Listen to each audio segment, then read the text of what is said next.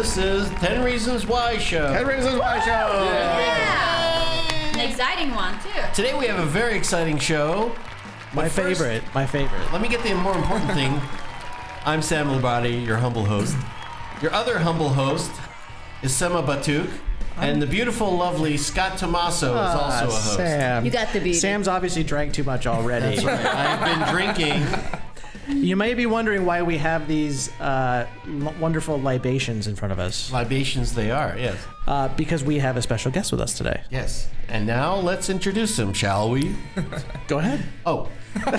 This is my friend, co-worker, and all-around great guy, Chris Roach. He's an expert on beers and other things, as well as making amazing drinks and designing all kinds of strange drinks and everything. And So basically, I'm an alcoholic. Is that what you're trying? I know. It's just Today You we said it and I didn't.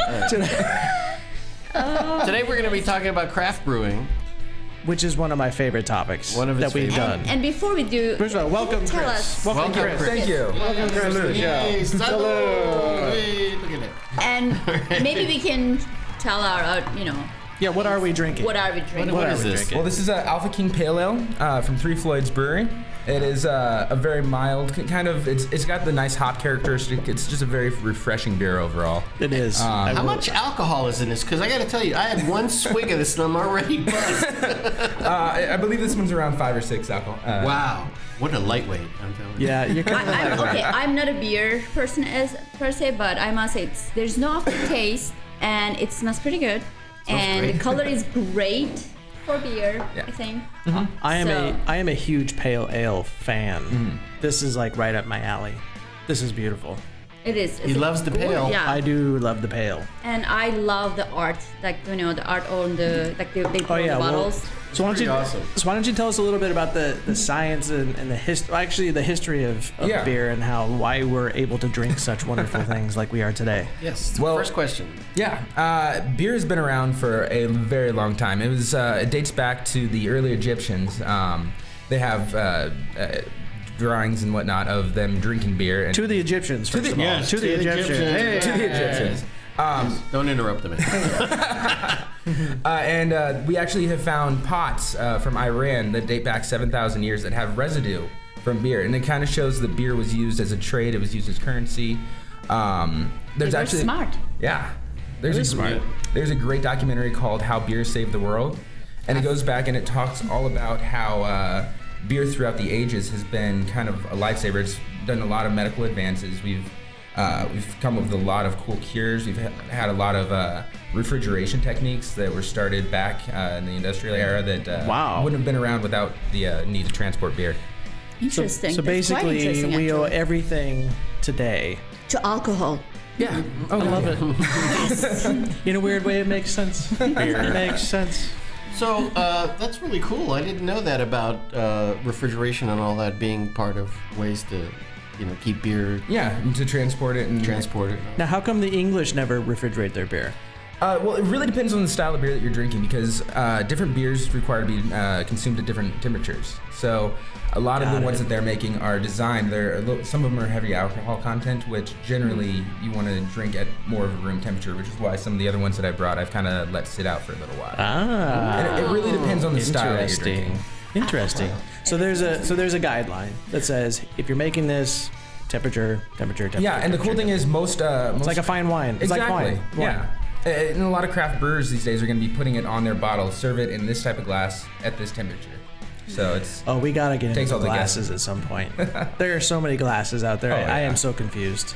So confused with the glasses. But I am fascinated. Apparently, the color of the glass has something to do with the way it's kept. Oh, you mean like Yeah. the bottling? Yeah, definitely. The reason for that is because a darker beer, less light permeates it, so you're not gonna have that skunked beer. She I hate hates it. skunk beer. Yeah, it is the worst thing ever. That's why you'll see Thank you. like Coronas that are served in the in the like clear bottles. Yeah. And then you'll have one Corona de Familia, which is in a brown bottle. It tastes completely different. Never because, had it. because all the Coronas are skunked essentially. They are. Yeah. There's really no reason to drink. All I the really green, don't all the green understand the ones, Greeks. all the green Yeah. bottles. But why The Heinekens. skunk beer? Like, why do you want a beer, Well, you smell know, like it's an that. acquired taste. Yeah. Ew. It's acquired. People No, like that that stuff. means you don't know how to taste stuff. So That's generally the case. I agree. So, with that Chris, I don't like those. speaking of, I mean, you're a beer connoisseur, obviously. So why don't you tell us about how to taste beer? Tell us how to do it. one. Okay. Am I doing it right? First of all, is this something? That's a good Yeah, start. picking up his nose. You have to know how to pour your beer. So when you're going to be pouring a beer, there's a lot of different theories on it, and there's a lot of different. Each Guinness, for example, has a very strict way that you're supposed to pour their beer. So much so that they send their brewmasters out to different bars, and they will rate the bars depending on how they're pouring their beer. Wow. And it depends on. They have to have the Guinness glass. They have to pour it exactly the same. It's a 2-stage pour process, and it gets intense, but. What if you fail? Do they If you take fail. it? Do they take it away from you? I don't think they do. I think they just they yell at you or something along those lines. I mean, Take away your how much are they going to yell at you? Maybe after, they a few of teach their you how to beers? do it. Yeah, they do. They probably teach their My question brewmasters. would be: do you have to drink from a glass? Can you drink from a bottle? You can drink from the bottle. The problem with that is you're not getting the full bouquet of it. You're not going to be when you pour it into the glass. You're going to pour it at an angle or something Yeah. like that right there. Yeah. And then once you get about halfway up, you're going to tilt the glass and allow that head to. The foam, Yeah, the little foam the that foam, forms. yeah. And Interesting. with that, what you have there is you have all of that the good bouquet of smells that are coming out. Yeah. How do you call it? How do you call it? The thing they put in the beer? Hop?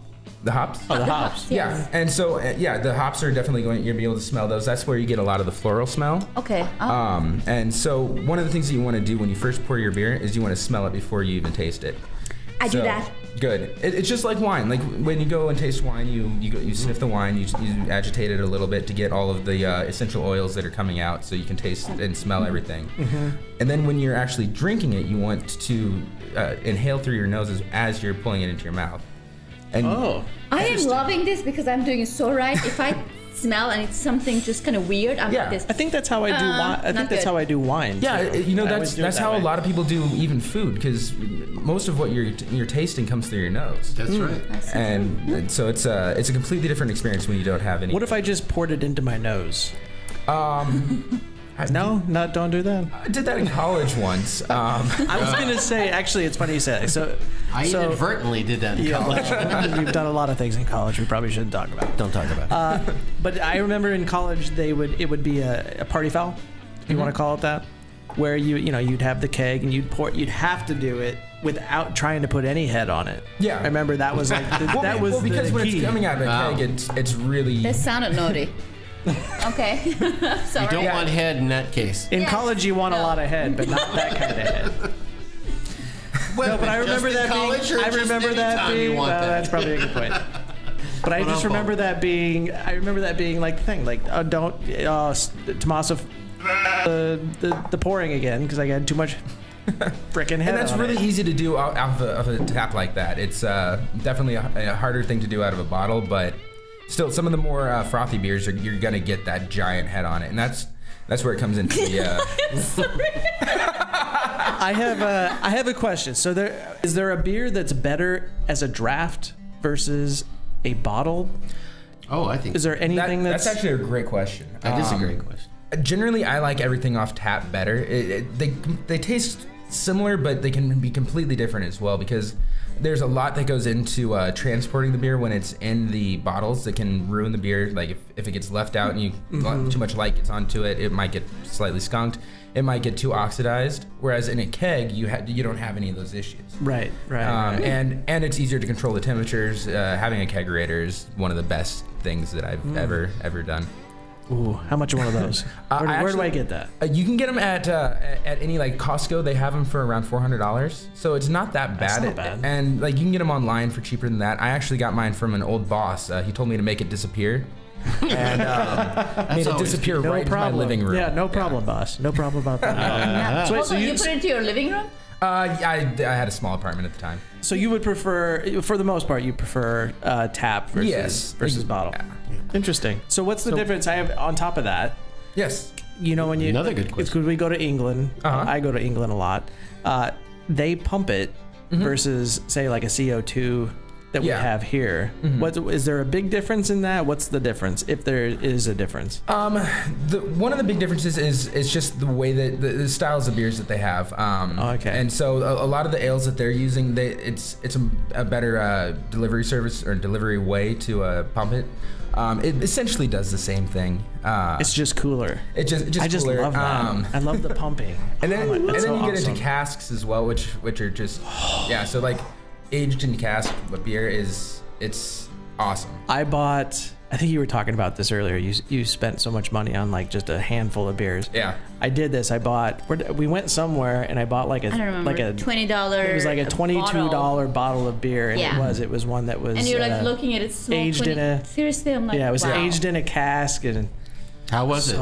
Well, it was good. It was good, but it wasn't $22 or $21 good. One of the cool things about that is a lot of the craft brewers around the United States are getting into casking. So you're going to find bars, like I go to one in San Diego called Churchill's, that every month they have 2 casks that are there that are tapped. You can see. Oh, really? And so they're right there for you to see. And I'm going to Churchill's. You got to. They've got like 400 beers there. It's amazing. Yeah, but we are going. We are. But it's really interesting because all the cask beers are warm as well.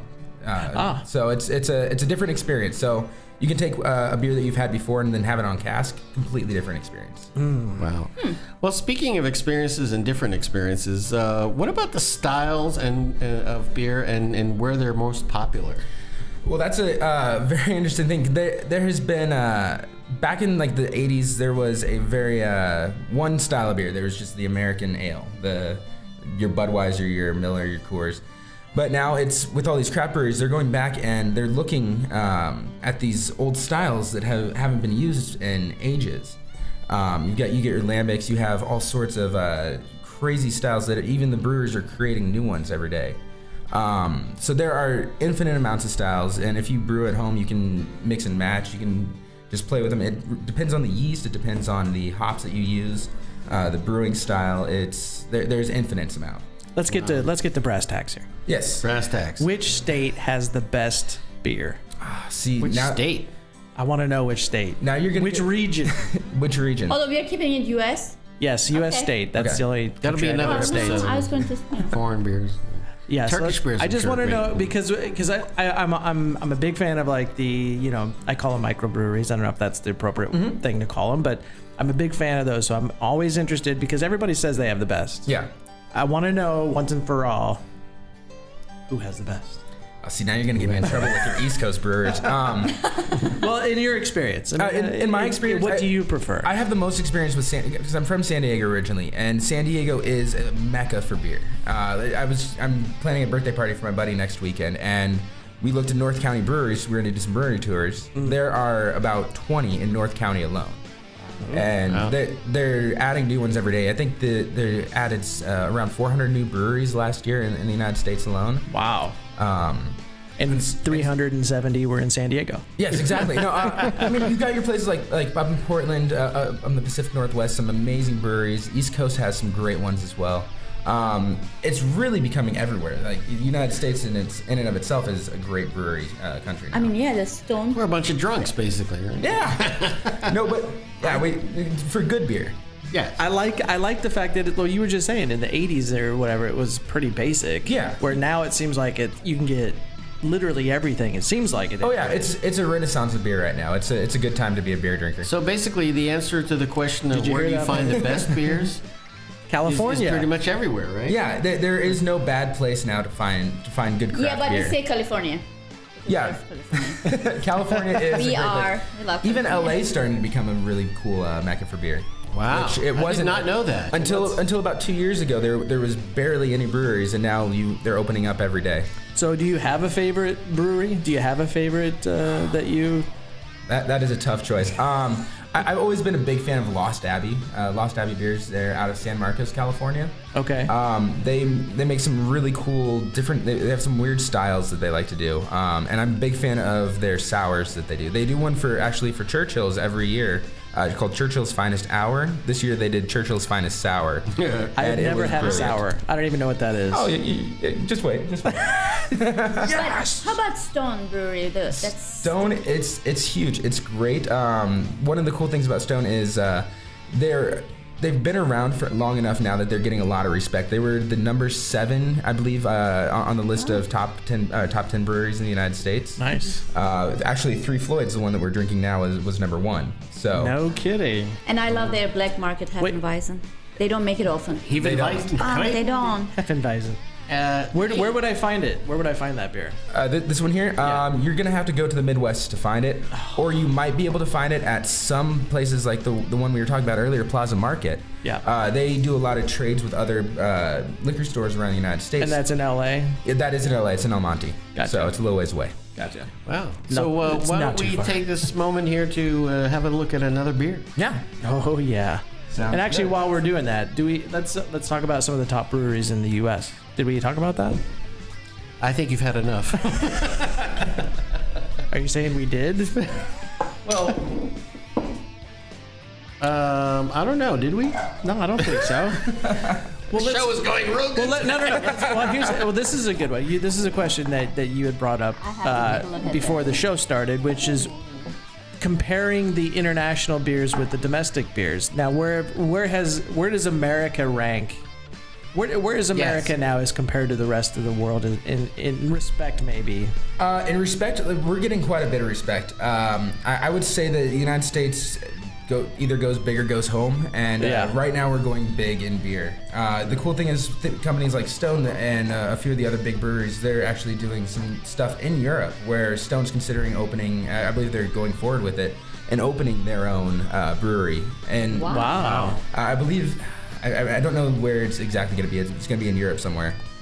So. I like that idea a lot. Well, when you think about Europe, Germany, they love their beer. You know that. Oh, yeah. Not beer. I'm there. always going to be a big fan of Belgian Oktoberfest style. guys. Huh? Yeah, I'm always a big fan of Belgian yeast.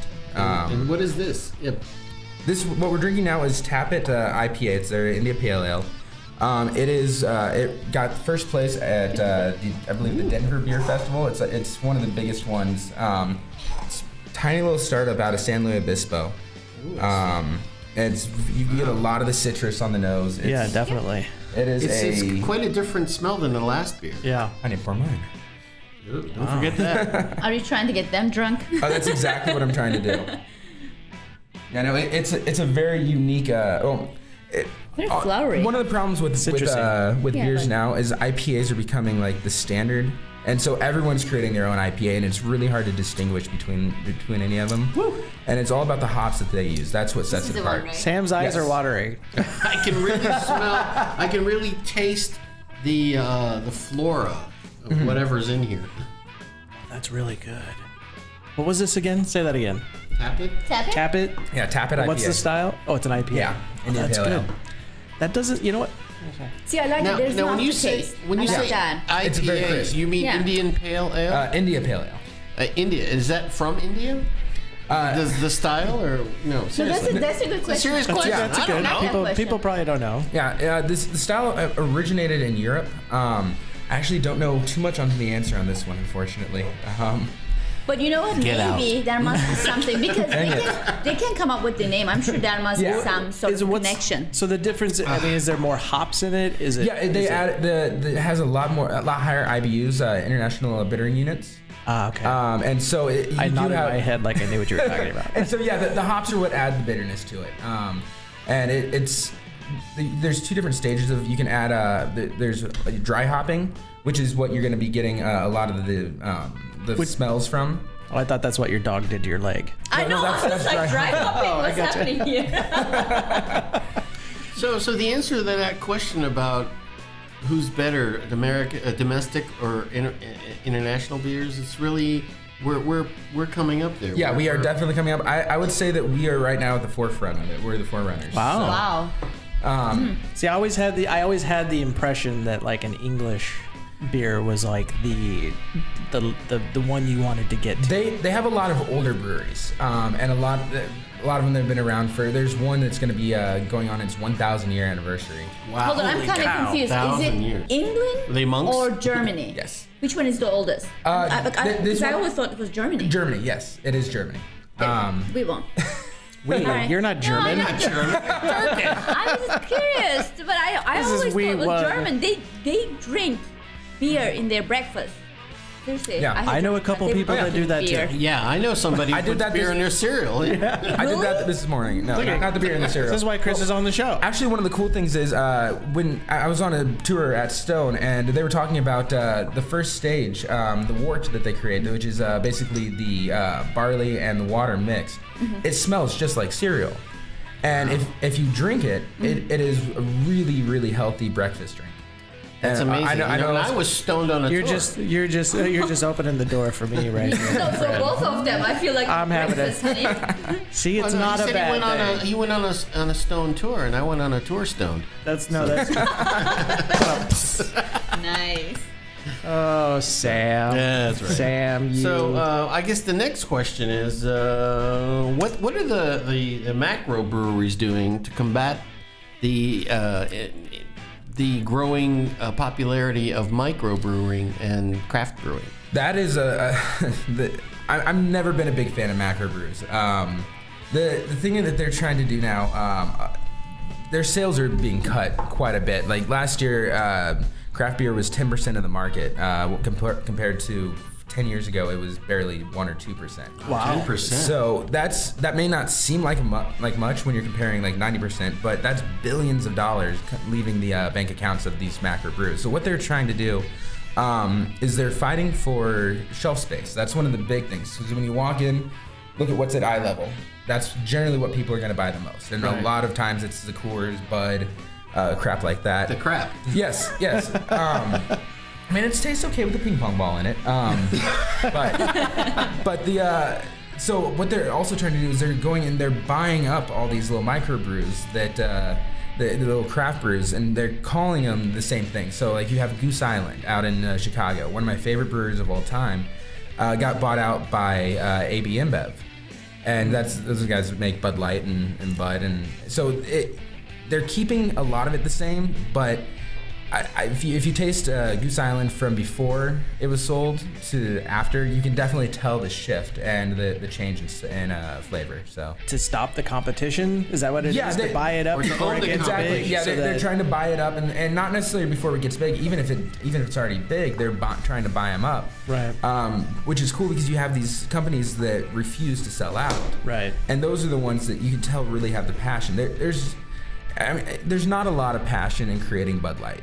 Let's be honest on that one. There is Bud Platinum now though, or and Titanium. And the black edition that they're doing. Yes. And that's all trying to make fake craft beer, and they're looking and they're saying, okay, well people like hoppier beer now, so we're gonna just add a bunch of random hops. But see, so no one's gonna take Bud seriously when they're trying to do these other things because they're the big corporate kind of thing, I would think. Yeah. Right? Is that so? They'll never even as hard as they try, no one's gonna. But really... they're fooling a lot of people because a lot of people like Blue Moon and a lot of people like Shock Top. Those are all owned by the big companies. Oh, I love Shock Top. Yeah, and I believe that one is I want to say Miller or Coors that own that. What about Stella? Which I love. Stella, I believe, is an AB InBev product. So same people that own Anheuser-Busch.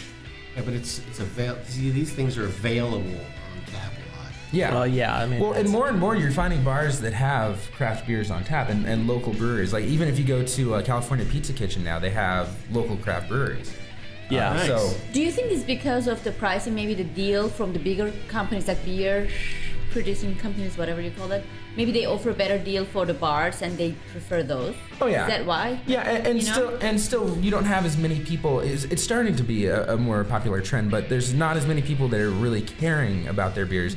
But like I said, it's starting to become a more prevalent thing. People are like, no, I want a craft beer. I'm going to be pretentious about my beer today. And I think that's why you see it more and more. I feel like there's a gastropub like popping Exactly. up everywhere now. Yeah. And I love gastropubs. Yeah, I get gas at the pub myself. Well, this is why Sam and I don't hang out Hold at the on, pub anymore. gastropub is the fancier one, right? It's like a little bit Well, you know fancier. they do setup. the craft beers, right? Yeah. It's their whole list is it's no domestic. It's not Bud Light. It's not any of those things. It's all the California ones and the crafts and things like that. And you're getting bars like that are coming out. They used to have like 2 or 3 taps. Now you're getting places that have 40 taps. Yeah. And so the choices out there are just insane. That's a lot of taps. Hey, listen, I'm going to just butt in here real quick and say I think it's time for a little break.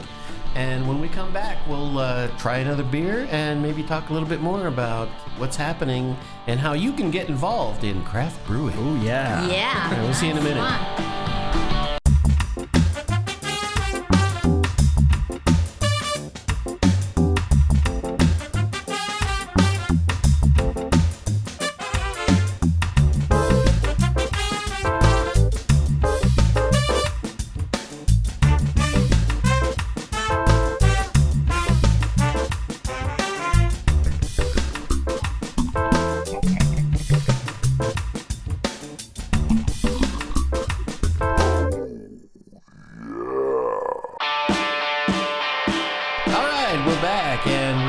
Chris Roach, beer expert, author to be, entrepreneur, man with craft brewer, all kinds of beer knowledge. The man who's getting us totally wasted here today. And my new best friend. Yes, I've loved you since I met you, man. We're old. I gotta tell you how much I love you. Getting a little awkward in here now. So we're just talking about craft beers and then like the history and science and what certain beers mean and whatnot.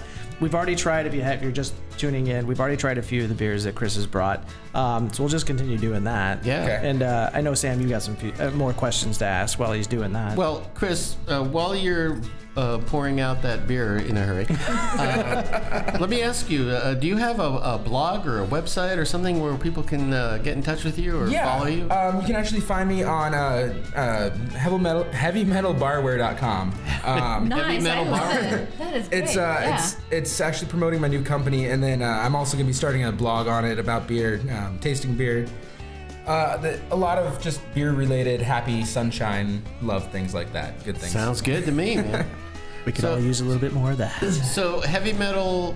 Heavymetalbarware.com. Stop feeding Sam. Heavymetalbarware.com. That's great. So are you guys going to be producing products? And if so, did you bring anything to show us today? I did. Hold on. Oh, yeah. Every drop. Hey, That's don't delicious. waste it. Exactly. So I actually just created my first product. It's releasing this week. It is a bottle opener. The concept that we're going for is we're doing a bunch of like industrial style bar products. So we have it's a giant chunk of metal that we turn into a bottle opener. We also have a tap handle that's coming out that's made out of twisted rebar. Wow, nice. And then we have a bunch of other custom pieces that we do, and been talking to a few bars that are interested in having me design some things for them. So I'm very excited about it. Fantastic. That's really cool. Yeah. We'll definitely send people along to your website, man. Thank you. Absolutely. Thanks. Ooh, this is dark. Mm-hmm. Oh yeah, this looks Thank good. you. This looks like Coca-Cola. So what are we drinking here? This is the Terrapin. Let me get the entire name for this. It's the Terrapin, is the name of the brewery. Moohoo Oatmeal Milk Stout. Oh, it tastes like chocolate milk. Wow, it smells like chocolate. Yeah, it's kind of got that like Guinness smell to it. A little bit, yeah. Although I've had the Guinness Stout before. And the cool thing about this, like we were talking earlier, we were asking where the best beer places are. And I was saying mainly West Coast and then Northeast. Right. This is out of Athens, Georgia. Ah. So you're finding it everywhere that good craft beer is becoming more prevalent. Wow, this has got a punch to it. Yeah. That is like a chocolate milk. Yeah, it tastes just like chocolate milk. It's crazy. I never remember chocolate milk tasting like this. Maybe you guys. Sam's not going to remember too much here in a little bit, anyways. So Athens, Georgia. Athens, Georgia. Yeah. Wow. Good on you, Georgia. Let's talk about home brewing. Yes. And what people can do besides just going out and buying these amazing beers that are brewed in these little really cool craft beer places. What can we do at home with today's technology to emulate this kind of beer making and to maybe enjoy our own little hobby, because it's a growing hobby? What's the starter kit? What do we need to start one? Yeah. That's the thing. It's a minimum investment of, I was actually looking at it this morning, of about $50 to get a 1 gallon beer kit. So it costs next to nothing. Would I do that? I think you've had enough there, Scott. $50. Yeah, $50, and I mean that's just the base. It gives you a fermenting jug, and it gives you a little bit of the extract. So it's an extract brewing technique instead of all grain, which is more advanced technique. What's the difference? What's extract versus all grain? Extract it basically comes in a little can or pouch, and it's the first step is already taken care of for you. So you don't have to take the malts, and you don't have to boil them. Well, everything ferments at the very last stage. But at the beginning, when you're doing all grain, you boil the grains, and you get that wort, and that's essentially the extract creates the wort for you. You just pour it in, and you're done. Got it. So it's a lot easier. It's a really great way to learn. It's a good first step. If you've never done brewing before, I would suggest starting with extract brewing, and moving on from there. It's also a lot cheaper. And I won't blow up my closet. But you still have to ferment it. Now, what kind of beer do you end up with in these kind of starter kits? Is it just regular domestic kind of beer, or No, can you get all kinds of different styles? Yeah, you can get. There's a lot of companies that do clones. So clones of, like, say, a Stone IPA or a Racer 5. You're gonna find a lot of clones for those that they sell the extract for it, and then all you have to do is put the ingredients together, boil it, ferment it, and you're good to go. So how do I? So if everybody's buying the same stuff, let's just say everybody's got the same starter kit. How do I make mine different from somebody else's? Is it a part of how long you boil it? Is it something where how long you ferment it? I mean, what is the? I don't know anything about it, but it's all of those things combined, and that's when. So when you boil it, when you ferment it, the yeasts and the other ingredients that you use, the type of hops. There's hundreds of types of hops now. I just downloaded a PDF of all the different hop varieties that are available in the United States, and it was about 60 pages of just hops. And they all have a different characteristic to them. So it's one of those things where you have to just experiment with it. You can buy different ones. Like, there's so many resources online that allow you to, Midwest Brewing has all the ingredients, all the equipment that you're gonna need. Mm-hmm. And then there's 100. I looked it up. There's 67 million hits when I typed in home brewing this morning. Wow. So we should be doing a show about home brewing from here on out. That's what we're gonna do. That's right. We will be called 10 Reasons Why Home Brewing Rocks every week. So wait, so what's the best place? Where's the best place for someone to go and start with this? Is there like a site that there's like a main?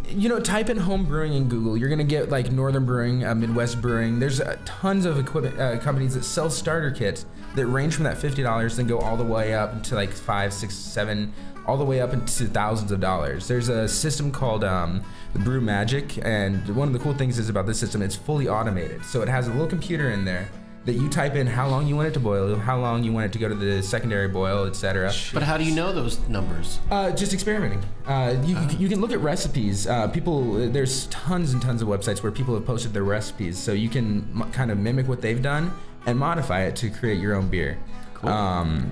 So how much room would I need to do this? Hey, what's happening here? I'm just curious. Well, I'm just curious if someone wanted to start one. He's curious. For me, it could be, if it takes up the whole kitchen, I don't know. I'm just saying, how much room would I need to do something? Not like much, actually. You would just need a boil pot. So that's generally most people have one. Just a big 5 to 10, depending on how much you're going to be cooking. Oh, it'll be a lot. Okay, it'll be a lot. And then all it really is just having a place to ferment it, which generally a lot of my friends and what I've done in the past is you put it in your closet, nice cool temperature. Oh, right. Just to let it mellow for the amount of time that you closet? need to. Gotcha. Let it mellow. So do you smell beer for a while? That means? I always smell beer. Let's try it out. I've got for sure. two more that I want to share with you guys. Is there a favorite? Is there a favorite of the ones that you're going to show us today that you have? The last one that I have for you guys, I haven't had it yet. My buddies at Plaza Market hooked me up. They recommended an amazing sour. So I haven't had this one, but I'm very excited. I'm excited too. No, this one right here is a barley wine. This one is going to be very interesting. Anytime you say interesting, gets me a little queasy. Well, this one is a very high alcohol content.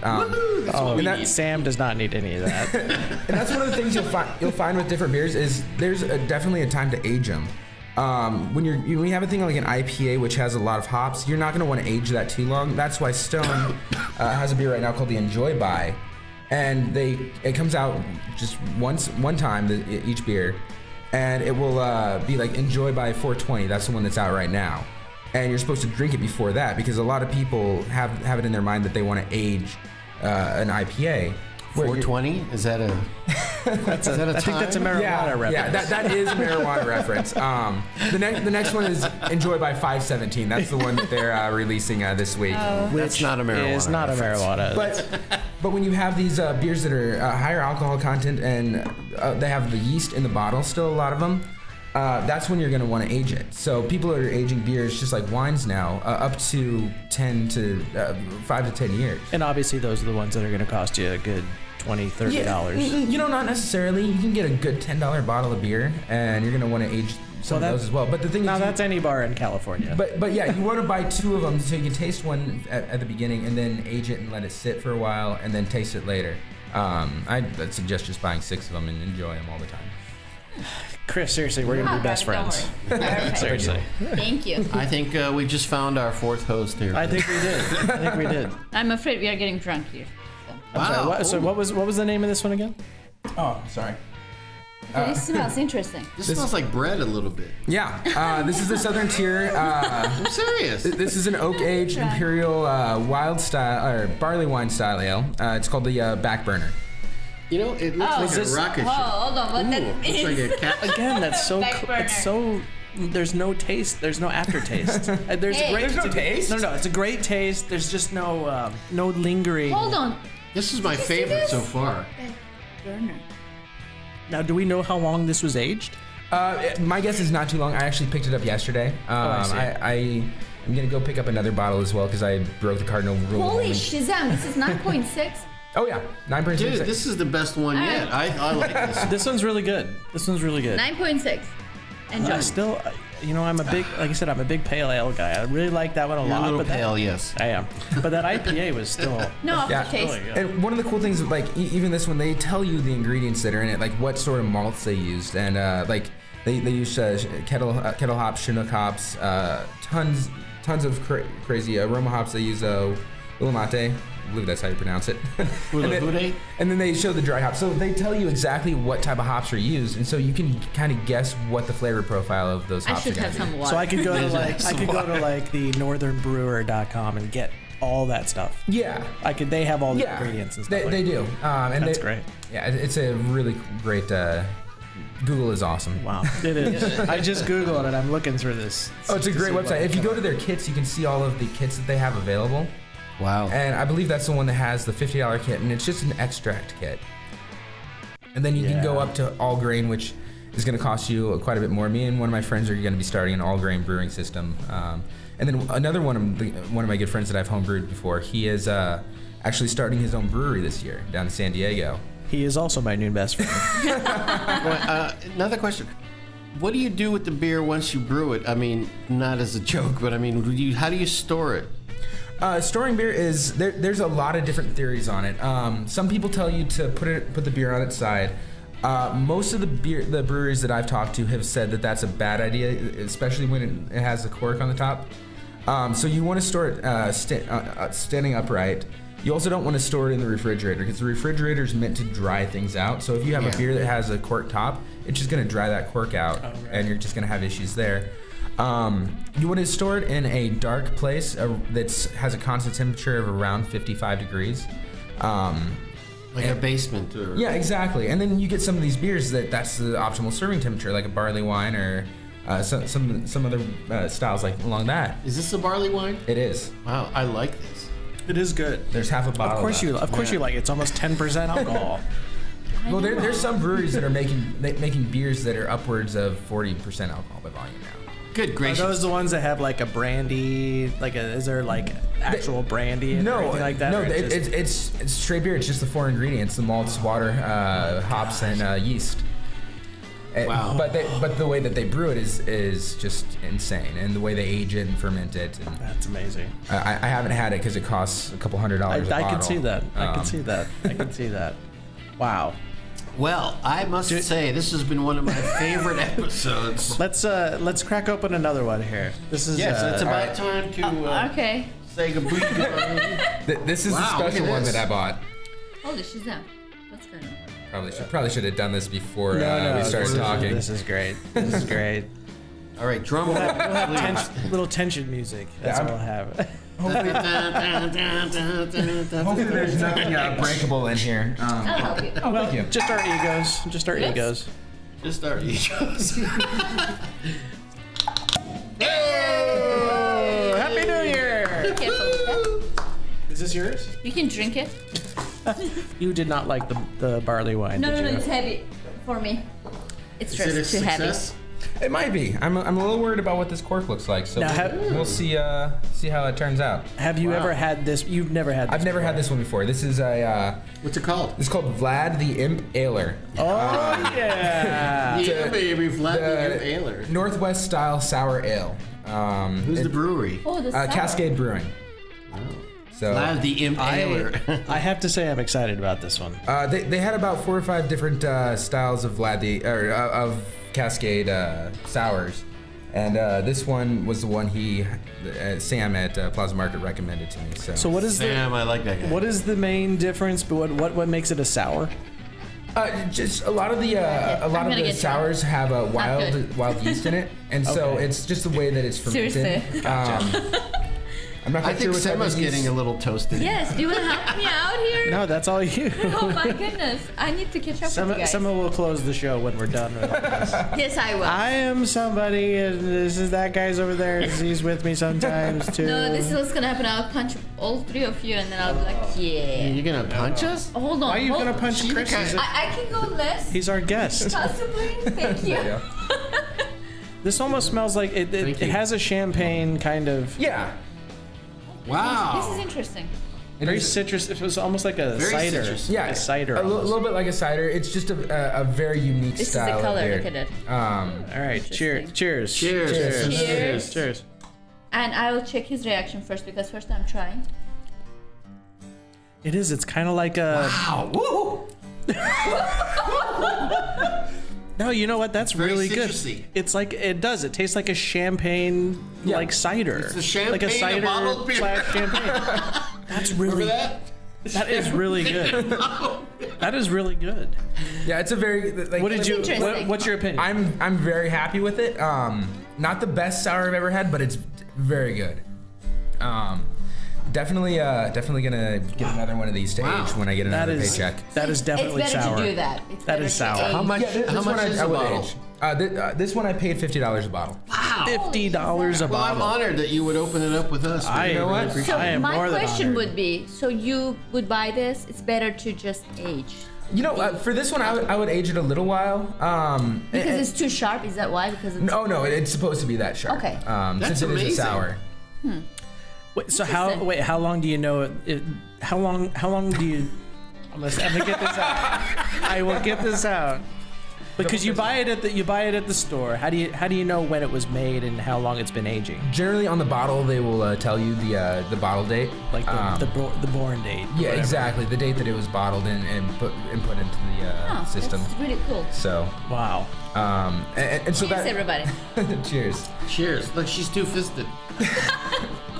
We should just do a we should do a montage of this at some point. Just Yeah. be like, Cheers. some will be gone. Are Like you halfway trying through. 2 different beers there? Yes, I am. I'm not sure you should mix like that. Yeah. I'm gone already. It's fine. Yeah, she is gone. I think you can see it. Her I eyes feel are like I'm playing watering. that game. What is that game? You flip the cup.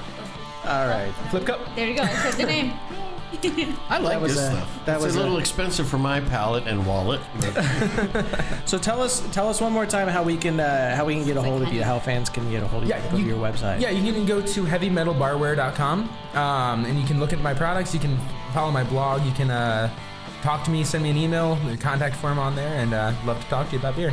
Chris, Yeah. this was an awesome time to have you on. Yeah, Thank you so thank much you. for sharing all this Thank stuff. you. Yeah, no problem. really Thank you appreciate for it. inviting me. And interesting facts for sure. Oh my god. That I didn't know. I learned a lot about beer today. Hey, beer was And a Chris currency. and I know that we are hanging out a lot. Good. after I am this. not remembering anything that we learned today.